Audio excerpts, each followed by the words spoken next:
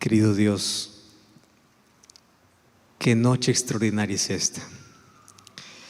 Tus hijos están aquí reunidos para poder rendirte adoración, para poder cantar, para poder tener un encuentro contigo. La decisión que hoy hemos tomado de estar aquí es una decisión que tiene que ver con salvación y con vida eterna. Y aquí estamos, probablemente cansados de luchar, cansados por el dolor o el sufrimiento que enfrentamos día a día. Mas hoy estamos aquí para encontrar refrigerio en ti. Estamos aquí para encontrar sanidad para nuestra vida. Estamos aquí para poder ser restaurados por tu poder. Y hoy queremos aquí salir de este lugar llenos de tu gracia, de tu perdón. Queremos ser abrazados por ti. Queremos que hoy puedas hablar a nuestro corazón, porque para eso hemos venido. Y durante toda esta semana permítenos ver tu gloria, sentir tu poder, experimentar tu amor. Y al abrir tu palabra podamos encontrar todo lo que necesitamos. Y gracias porque tu presencia está aquí con nosotros. Gracias por cada familia que vino aquí. Gracias porque aquí tenemos amigos, personas que están estudiando la Biblia, personas que están tomando decisiones. Y también tenemos muchísimas personas que están conectadas desde una red social, acompañando de diferentes países este programa. Abrázalos, ayúdanos donde ellos están. Gracias porque estás con nosotros. En el nombre de Jesús. Amén.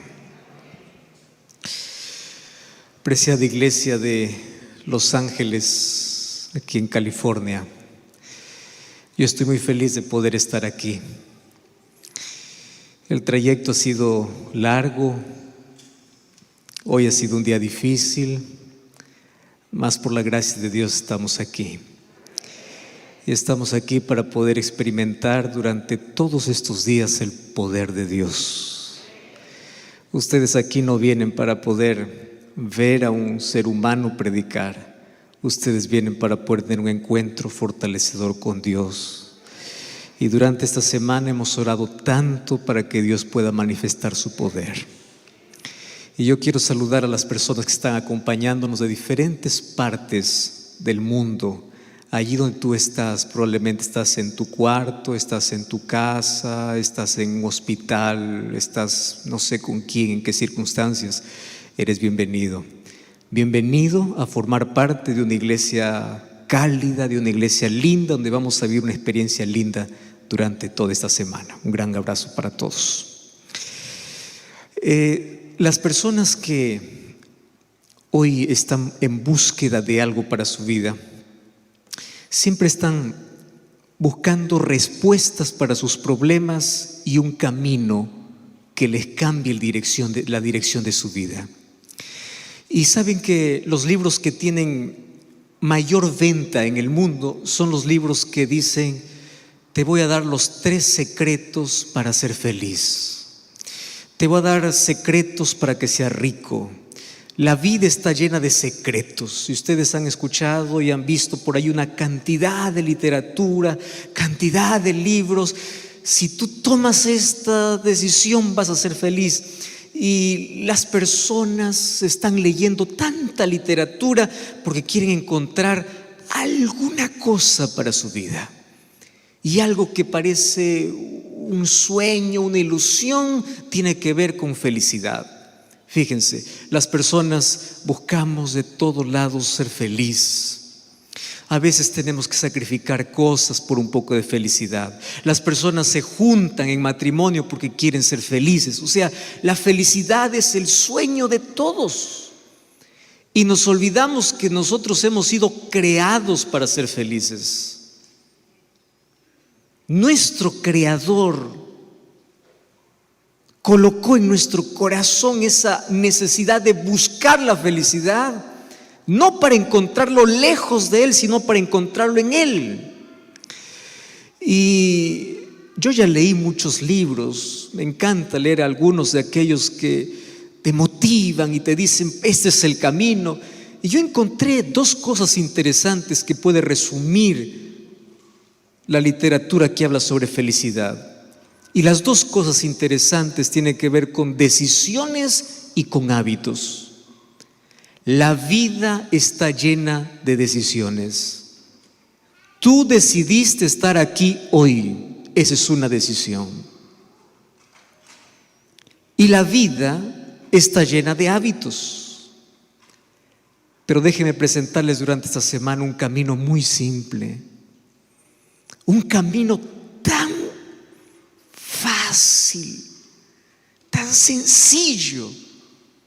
Un día Jesús estaba en la ladera de un monte y una multitud se reunió y Jesús comenzó diciendo así: felices los pobres de espíritu, felices los que lloran, felices los mansos, felices los de limpio corazón, felices los que tienen hambre y sed de justicia. Jesús empezó a trazar un camino de felicidad, pero un camino de felicidad totalmente diferente a lo que estaba acostumbrados a oír la gente. Cuando hoy escuchamos de felicidad, empiezan a darnos reglas, principios, cosas que hacer. Y Jesús dice, no, la felicidad tiene un principio. Y el principio es aquel que necesita de Dios, aquel que busca a Dios, comenzó a transitar por ese camino de felicidad. Y cuando yo leo Mateo capítulo 5, ¿saben qué cosa es lo que encuentro? Que la felicidad tiene que ver con el carácter. La felicidad no tiene que ver con circunstancias. La felicidad no tiene que ver con logros. Claro que los logros de esta vida nos dan felicidad. Cuando tú te gradúas, cuando te casas, cuando tienes tu casa, cuando tienes tu trabajo, cuando comienzas a hacer algo, te da felicidad. Pero ¿cuánto dura? 1 hora, 2 horas, 1 semana y acaba. Pero la felicidad que nunca termina tiene que ver con un carácter manso, tiene que ver con un corazón limpio, tiene que ver con la necesidad de Dios, tiene que ver con reconocimiento. Y a mí me encanta porque cuando Jesús dice bienaventurados, Jesús está hablando de el carácter que deben tener todos aquellos que son llamados para su reino. Pero saben, esta semana no vamos a hablar sobre Mateo 5. Esta semana vamos a hablar sobre el último libro de la Biblia, el libro de Apocalipsis. ¿Y qué tiene que ver el libro de Apocalipsis con la felicidad? Y esto es lo primero que hoy quiero decirles a ustedes. Apocalipsis para muchos es un libro de terror. Tanto así que las diversas películas que quieren mostrar catástrofe, que quieren mostrar guerras, que quieren mostrar alguna cosa terrorífica, ¿qué título colocan? Apocalipsis. Mas durante esta semana vamos a ver que Apocalipsis no es catástrofe. Apocalipsis es esperanza. Y como si fuese poco, Apocalipsis es un libro que habla sobre la felicidad. Tanto así que en Apocalipsis, durante toda esta semana vamos a encontrar 7 bienaventuranzas.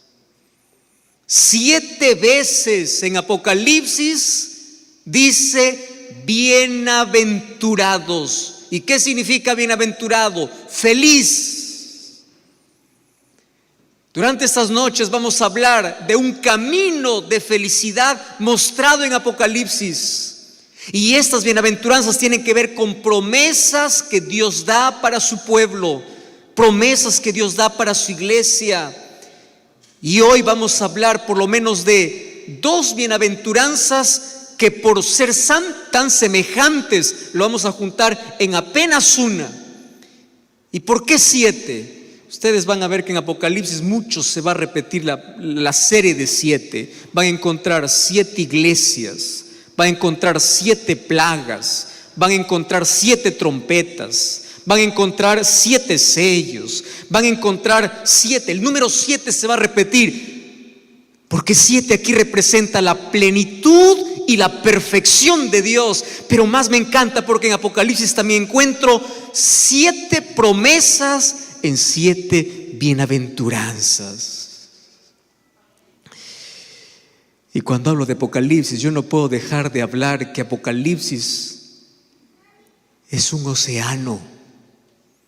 Y ustedes saben que en el océano todos los ríos desembocan, llegan al océano. Apocalipsis es el océano donde todos los libros del Antiguo y del Nuevo Testamento, ¿saben a dónde desemboca?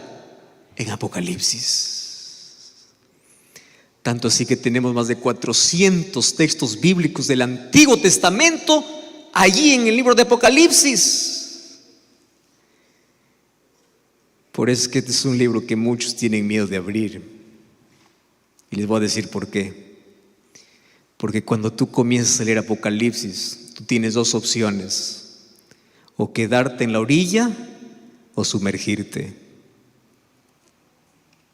Y hay muchos que miran desde la orilla y dicen: no, yo no puedo meter, yo no puedo entender, yo no puedo entrar, y solamente se quedan en la orilla. Muchos desprecian el libro de Apocalipsis.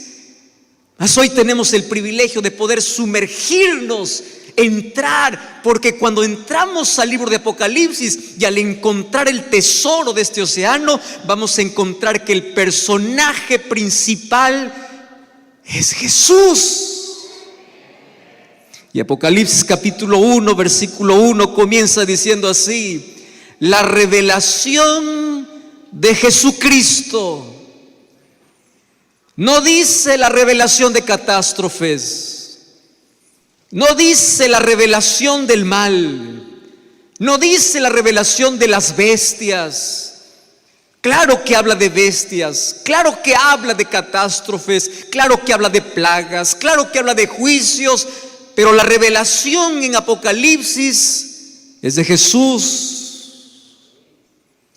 Jesús es quien va a ser revelado. Es la revelación de Jesucristo. Era más o menos el año 96 de nuestra era. Allá en Roma existió un emperador llamado Domiciano. Domiciano, como los otros emperadores, odiaba tanto a los cristianos. Y tantos eran perseguidos los cristianos, que inclusive el Coliseo romano, en el día de su inauguración, sacrificaron miles de cristianos. Y esos emperadores se encargaron de matar a uno por uno a todos los discípulos de Jesús, hasta que sobraba uno que no podían silenciarlo. El último, ¿quién era? Juan. ¿Saben cuántos años tenía Juan? 90 años. ¿Hay alguien aquí de 90 años en esta reunión? Dios te bendiga. ¿Alguien más? 90. Imagínate, a los 90 años. Dice la tradición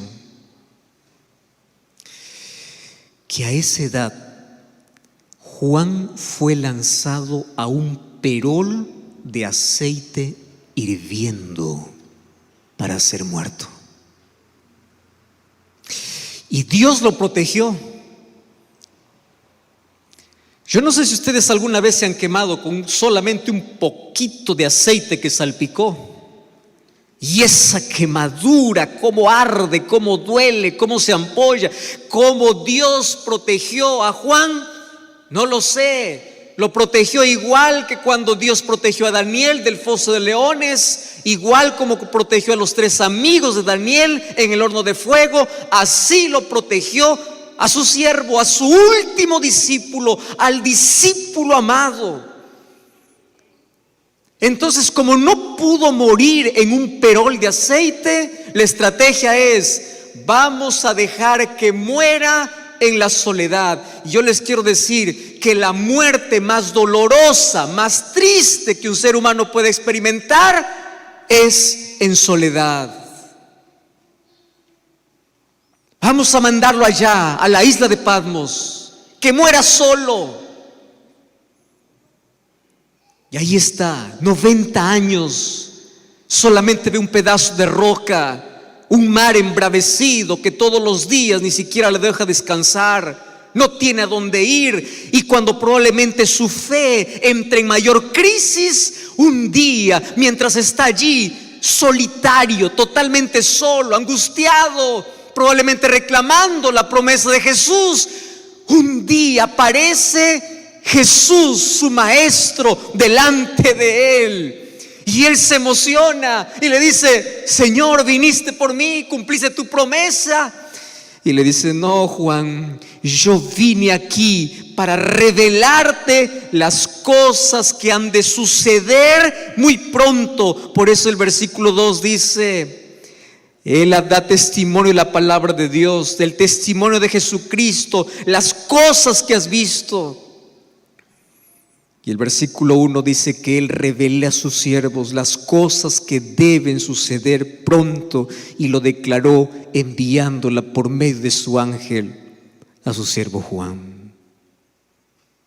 Yo quiero que sepas una cosa: en tu mayor isla solitaria,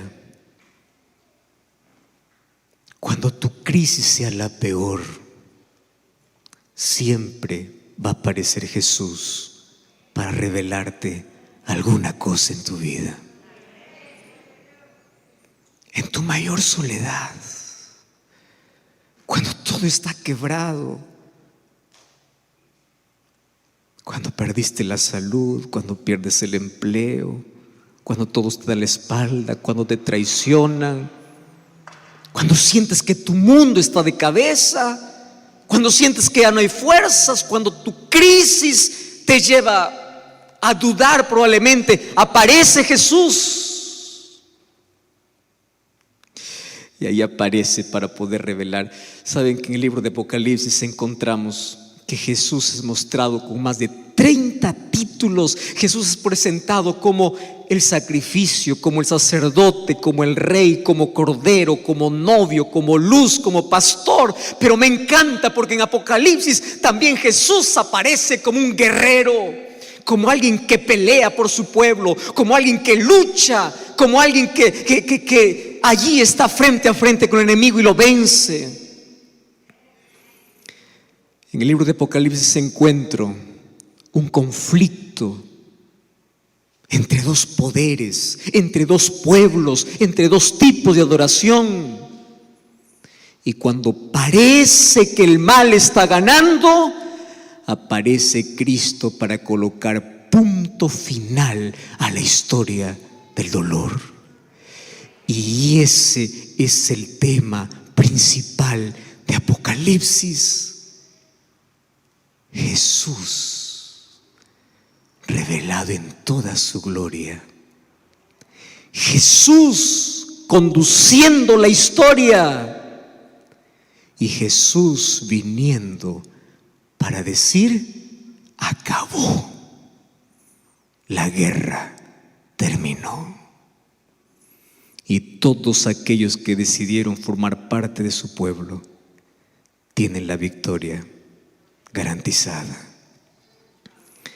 Antes de leer la promesa de hoy, acompáñeme a leer el versículo 4. Dice así: Juan, a las 7 iglesias que están en Asia. Y hay 2 palabras juntas allí, ¿verdad? Gracia y paz, del que es, del que era y de que ha de venir, y de los 7 espíritus que están delante del trono. Aquí está haciendo referencia del Dios el Padre, de Jesucristo. Y cuando habla de los 7 espíritus, está hablando de la plenitud del Espíritu Santo, o sea, de los 3. ¿Qué cosa entregan los 3? Gracia y paz. Y aquí está mi segundo mensaje para hoy. Nadie puede tener paz si primero no recibe la gracia de Dios. ¿Ustedes ya vieron el orden aquí? Primero, ¿qué cosa viene? Gracia. ¿Y qué cosa viene después? Paz. ¿Quieres paz? Recibe la gracia de Dios. Nadie puede tener paz lejos de la gracia del Señor. Y allí hoy estudiaremos la primera bienaventuranza de Apocalipsis, versículo 3. Y hoy quiero que este templo pueda resonar con las voces de todos ustedes. Vamos a leer juntos Apocalipsis 1:3. ¿Estamos ahí con el texto bíblico? Vamos a leer entonces, ¿qué cosa dice allí? Bienaventurado el que lee y los que oyen las palabras y guardan las cosas que en ellas están escritas, porque el tiempo está cerca. Pero no es suficiente, porque durante esta semana vamos a leer 7 veces bienaventurados. Y yo quiero que para que esta noche vayas a casa masticando, saboreando, otra vez pueda repetir una vez más. ¿Qué cosa dice? Bienaventurado el que lee. ¿Qué más? Los que oyen. ¿Qué más? Los que guardan. Porque el tiempo está cerca. ¿Ustedes sabían que Apocalipsis 1:3 se va a repetir de manera parecida en Apocalipsis 22? Vamos a Apocalipsis 22. Apocalipsis 22, versículo 7. Cómo me encanta cuando escucho el sonido de las hojas de la Biblia. Ustedes saben que es el sonido que el diablo tiembla. Es el que ustedes están haciendo ahora. Apocalipsis 22:7. ¿Qué cosa dice ahí?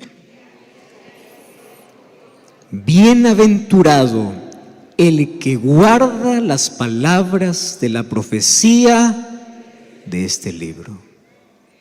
Muy bien. Vamos a juntar entonces 2 bienaventuranzas. Bienaventurado el que lee, el que oye, el que guarda. Y otra vez, bienaventurado aquel que guarda las palabras de las profecías de este libro. ¿Por qué comienza con feliz es el que lee?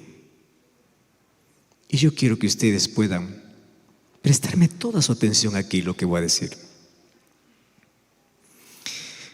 Feliz el que lee y el que oye y el que guarda. ¿Por qué? Porque tú eres aquello que escuchas, aquello que ves, aquello que lees. Lo que haces tiene que ver con tus sentidos. Dios quiere impresionar nuestra mente hablando a nuestro oído. Satanás también. Dios quiere llamar nuestra atención usando nuestra visión. Satanás también. ¿Cómo cayó Eva en el jardín del Edén? Sentidos. Eva vio. Eva escuchó. Eva tomó. Eva comió. ¿Qué cosa estoy hablando? sentidos.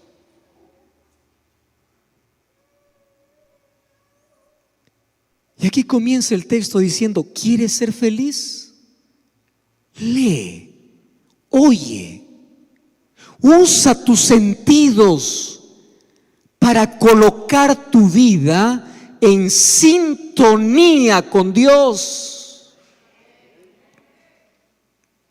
Y eso se logra a través del estudio de la palabra. Feliz es aquel que lee, feliz es aquel que escucha, feliz es aquel que guarda. Ustedes saben que el diablo siempre quiso desaparecer de todas las bibliotecas del mundo la Biblia. ¿Por qué tanto odio a la Biblia? ¿Por qué tanto odio? Ustedes saben que la Biblia fue perseguida, fue difamada, fue quemada en plena plaza pública. La Biblia fue encadenada, pero sobre todo fue preservada por Dios.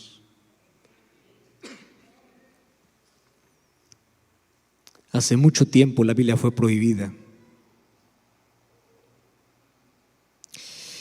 Voltaire, un filósofo francés y escritor y abogado, él dijo así: en 100 años el cristianismo desaparecerá y la Biblia será apenas un libro de mitología. ¿Ustedes saben qué sucedió con ese hombre? Un día murió. Y cuando él murió, todas sus casas fueron puestas en subasta. Y compraron la casa de Voltaire, ¿quiénes? Las sociedades bíblicas. El mismo hombre que dijo que en 100 años iba a desaparecer la Biblia, dentro de 100 años en su propia casa se estaban imprimiendo miles y miles de Biblias. Porque el diablo puede querer desaparecer la Biblia, Satanás querrá quitar la Biblia, pero jamás podrá conseguirlo.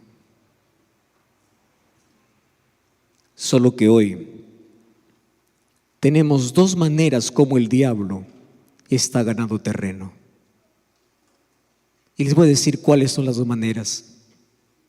Primera manera, se llama ataque a la Biblia por la cultura posmoderna.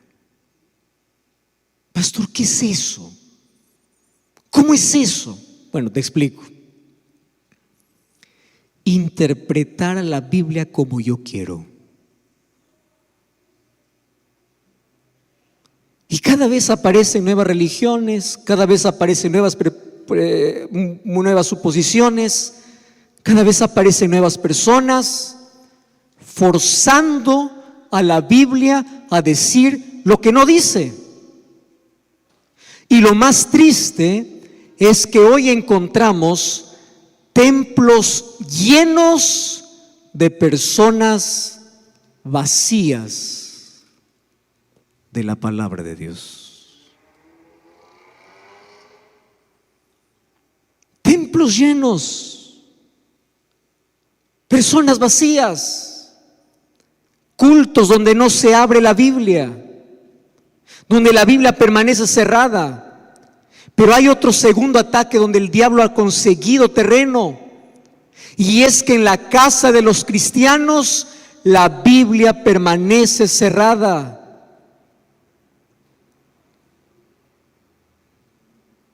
Tú sabes que el diablo, cuando intentó quemar la Biblia, pensó quitarla de todas las casas de la gente, pero después cambió de estrategia y dijo: no, yo voy a permitir que la Biblia pueda estar en todas las casas de la gente, pero le voy a llenar de tanto trabajo que no tengan tiempo para leerla.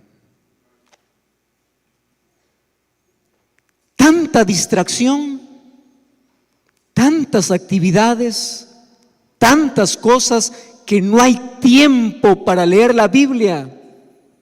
Y en el nombre de Dios te digo, tú no necesitas destruir la Biblia para destruir tu fe. Basta mantener cerrada la Biblia y tu fe está siendo destruida.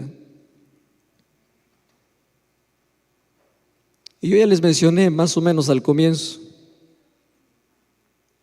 El diablo no le tiene miedo a una persona que va a la iglesia. No. El diablo le tiene miedo a aquel que cuando llega de la iglesia a su casa, abre su Biblia. A ese le tiene miedo.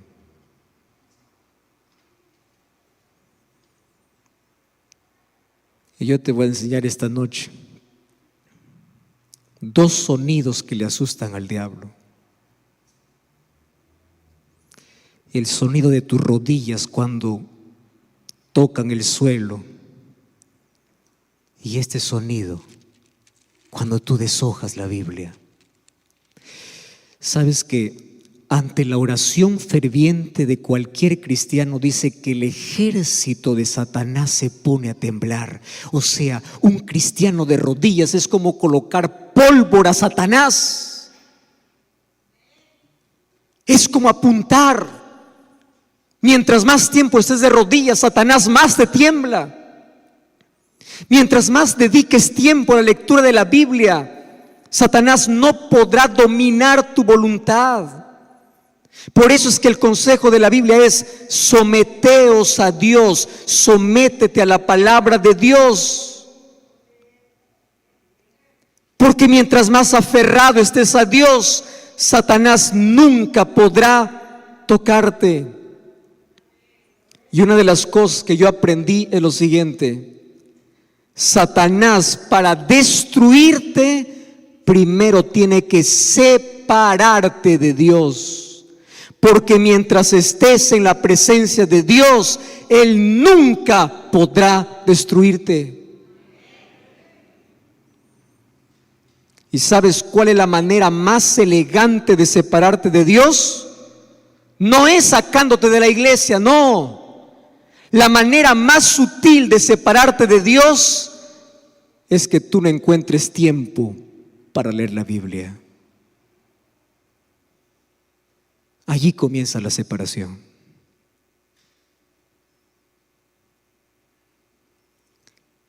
Nadie se separa de Dios de un día para otro, de la noche a la mañana. La separación de Dios comienza el momento que tú dejas de confiar en Dios para confiar en ti mismo. Feliz el que lee. Feliz el que escucha. Pero feliz el que guarda.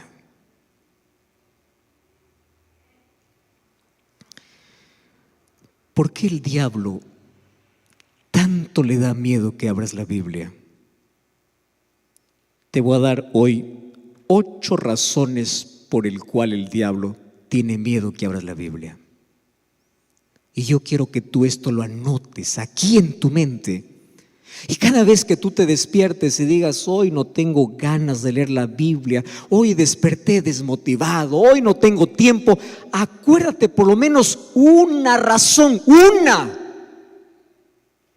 y será suficiente. Número 1, la Biblia te saca de la oscuridad y te lleva a la luz.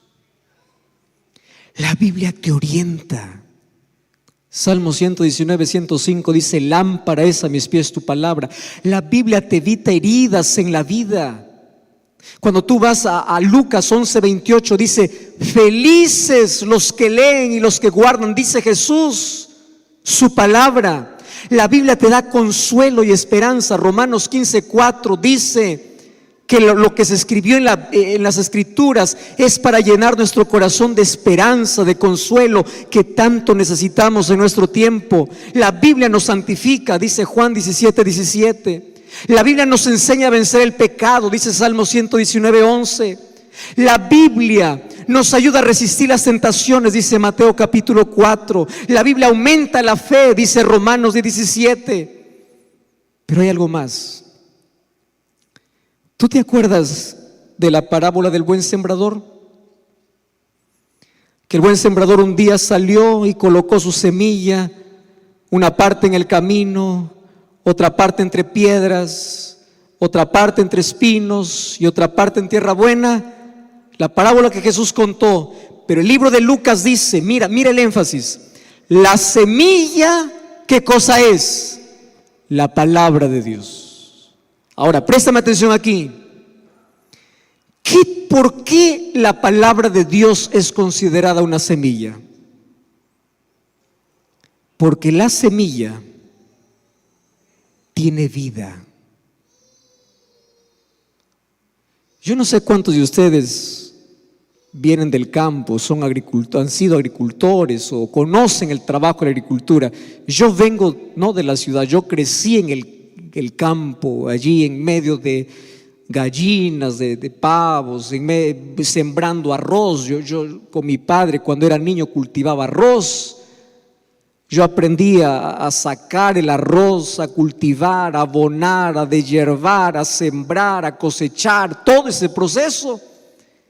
Y una de las cosas interesantes es cuando mi papá separaba más o menos unas 2 sacos allí de arroz para poder sembrar, lo remojaba allí, después lo cubría, y como esos granitos así pequeños de arroz comenzaban a reventar, y allí ¿qué cosa salía? Salió una pequeña hojita verde, y ese es el momento para poder regar allí en una poza que ya está preparada, y se lanzaba la semilla, y como ese granito tenía vida y comenzaba a crecer. La palabra tiene vida.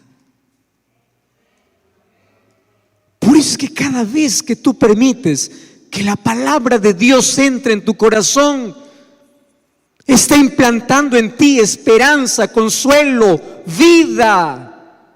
Tú quieres tener vida, plenitud de vida. Dedica tiempo para abrir la palabra. Lee, escucha, guarda. El diablo no quiere quitarte la vida que Dios colocó para ti. Quiere arrancar de tu vida. La palabra de Dios tiene vida. Y ahí le vas a encontrar 3,573 promesas de Dios. Una promesa para cada circunstancia. Y yo quiero compartir con ustedes un texto que a mí me llamó poderosamente la atención, y aquellos que siguen siempre los programas que yo hago, repito siempre y siempre y siempre este texto. Dice así, Felicidad Abundante, página 44. Nada mejor para fortalecer la inteligencia que el estudio de la palabra de Dios, porque ningún otro libro es tan potente para elevar los pensamientos, para dar vigor a las facultades, como las ennoblecedoras verdades de la Biblia. Si se estudiara la palabra de Dios como se debe, los hombres tendrían grandeza de espíritu, nobleza de carácter y una firmeza de propósito que no se ve en este tiempo. Un día, Dios le dijo a Josué: esfuérzate y sé valiente. Y hay muchas personas que dicen: pastor, yo me esfuerzo y caigo, porque probablemente tu esfuerzo esté donde no debes esforzarte. ¿Cuál es el esfuerzo que Dios le pidió a Josué? Cuando tú vas a Josué capítulo 1 versículo 8, dice así: esfuérzate de poner en práctica las palabras de este libro. Esfuérzate en leer este libro. Tu esfuerzo tiene que ser para que cada mañana, cada día, encuentres ese espacio para poder escuchar a Dios hablándote. Y Salmos capítulo 1 versículo 3 dice: bienaventurado es el hombre que no anduvo en consejo de malos, ni estuvo en camino de pecadores, ni en silla de escarnecedores sentado, sino que en la ley de Jehová medita de día y de noche. Será como árbol plantado junto a corrientes de agua, que da su fruto a su tiempo, su hoja no cae, y todo lo que hace prosperará. ¿Quieres prosperidad? ¿Quieres que tus hojas no caigan? ¿Quieres dar fruto? ¿Quieres que tus raíces sean profundas? ¿Quieres mantenerte en pie en las crisis? ¿Quieres en los problemas, cuando la vida te sacuda, permanecer en pie? Entonces medita, escucha, guarda. ¿Y qué cosa es meditar? Meditar no es leer, es saborear, es masticar, es cantar, es memorizar. No vayas a leer la Biblia como un libro, como un periódico que lees todos los días. Voy a leer para cumplir un versículo, ya está, Señor, ya leí el texto de hoy. No, tienes que quedarte y dile: Señor, yo no me muevo de aquí hasta que tú hables a mi corazón. ¿Qué tienes para mí hoy? Y Dios te va a hablar en la medida que tus oídos espirituales cada día se acostumbren a sintonizar la voz de Dios. Y cuando tú escuchas su voz, tú necesitas hacer lo siguiente: guardar. Porque hay muchos que leen, oyen, pero no guardan. ¿Quién es feliz? Bienaventurado el que lee, los que oyen y los que guardan.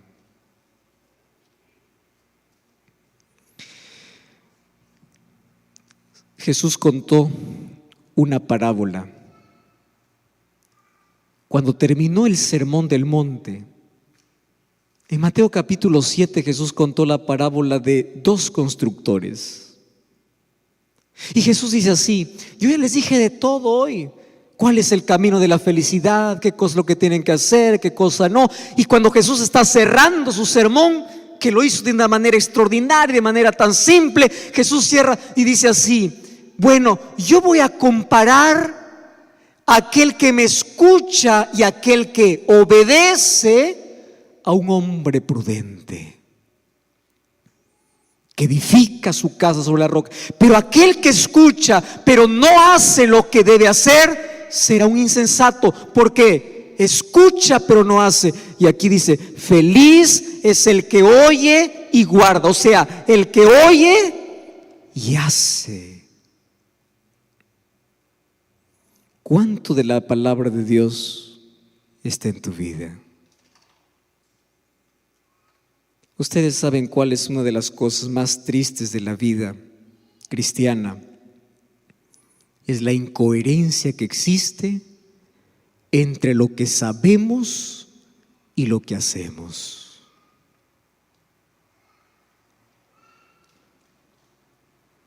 Y en esta noche yo te voy a hacer una invitación en el nombre del Señor. Escúchame aquí. La vida cada vez va a ser más difícil. A medida que avance el tiempo, mayores adversidades van a venir. Esta no es una noticia linda que te estoy dando. Cada día cada uno vive su propia lucha, cada uno vive su propio problema, nadie conoce. Cada uno vive su propio drama, pero cada vez se intensifica más. Cada vez vamos a ser más sacudidos, cada vez vamos a ser más, las adversidades van a llegar a nuestra vida. La pregunta es: ¿cómo yo podré ser feliz si conozco a Jesús? ¿Cómo yo podré ser feliz siendo cristiano en medio de tanta dificultad? ¿Es posible? Sí, cuando la palabra de Dios está sembrada en mi vida. Y una de las cosas que aprendí en la vida es que cuando tú sacas a la palabra de Dios de tu vida, las dudas comienzan a crecer. Tú quieres una respuesta para cada problema. ¿Sabes por qué quieres una respuesta para cada problema? Porque no encuentras una promesa para cada problema. Quieres una respuesta para todo lo que te sucede en la vida. ¿Sabes por qué quieres una respuesta? Porque en tu corazón no está la palabra de Dios. Y la duda comienza a crecer. Mis queridos, una de las cosas tristes que estamos viviendo hoy es que hay muchos cristianos que están intentando servir a un Dios que no conocen. Tú no puedes amar a un Dios que no conoces.